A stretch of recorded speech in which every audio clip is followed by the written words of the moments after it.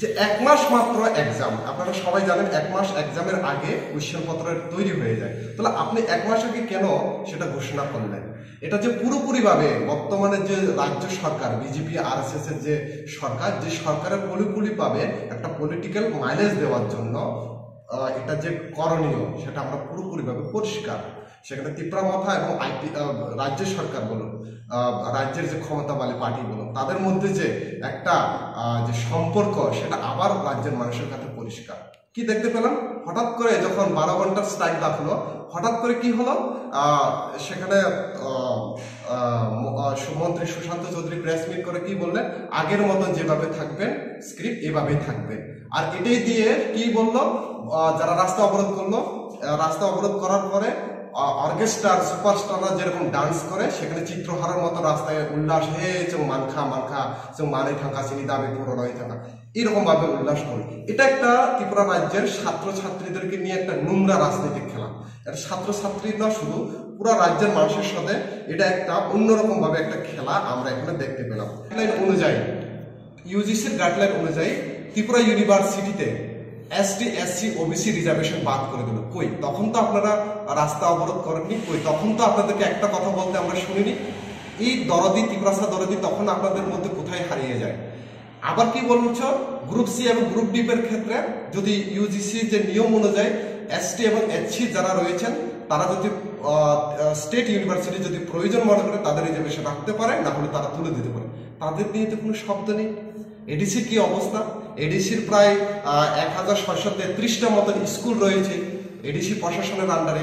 এখানের মধ্যে প্রায় 160টা স্কুলে মাত্র সিঙ্গেল একজন টিচার রয়েছে, 155টা স্কুল যেখানে মাত্র 10 জন ছাত্রছাত্রী রয়েছে, আর 50টা মতন স্কুলগুলোতে যেখানে 50%ই এইচএম নেই, হেডমাস্টার নেই। এরকম অবস্থা। যদি আমরা জম্পি হিলের কথা আমরা সবাই জানি, জম্পি হিলে যদি আমরা কম্পুই নামে একটা হায়ার সেকেন্ডারি স্কুল রয়েছে, যে স্কুলে মাত্র 6 জন টিচার।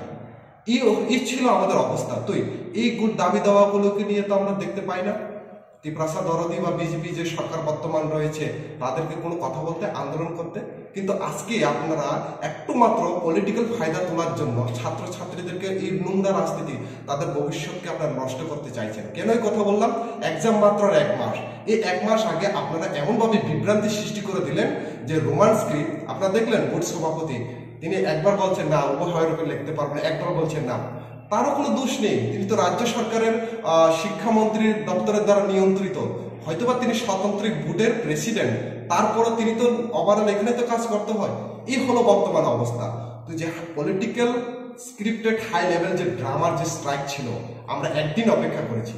কালকে সরস্বতী পূজা ছিল, আজকে আমরা প্রেস মিট এই জন্যই করছি, একদিন অপেক্ষা করছি যে আমরা দাঁড়িয়েছিলাম যে বোর্ড সভাপতির তরফে কোনো কি অফিসিয়াল নোটিশ আসে কিনা, কিন্তু আসলো না। তাহলে ওই 1 দিন 2 দিন হয়ে গেছে, আজকে এখনো অব্দি নোটিশ আসলো না। তাহলে কি বিশ্বাস ওরা যে এই পলিটিক্যাল ড্রামা আগে করবে না?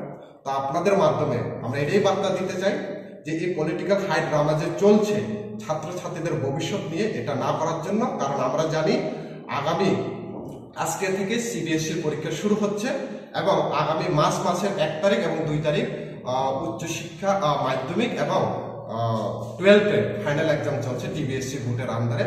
তাদেরকে পড়াশোনা করার সুযোগ দেন, তাদের নিয়ে এই নোংরা রাজনীতিতে যাতে না মাতন এবং তাদের যাতে পড়াশোনা তাদের যাতে সমৃদ্ধ হয়, পড়াশোনা যাতে মনোযোগ থাকে তাদের। কারণ একজন ছাত্রের তার পরীক্ষা তার মূল্যবান, সবচেয়ে গুরুত্বপূর্ণ। তাদের এই সময়টুকু আপনারা তাদের রাজনীতিকের সঙ্গে জড়িত করে এভাবে না করার জন্য আপনাদের মাধ্যমে আমি তাদেরকে অনুরোধ জানাবো।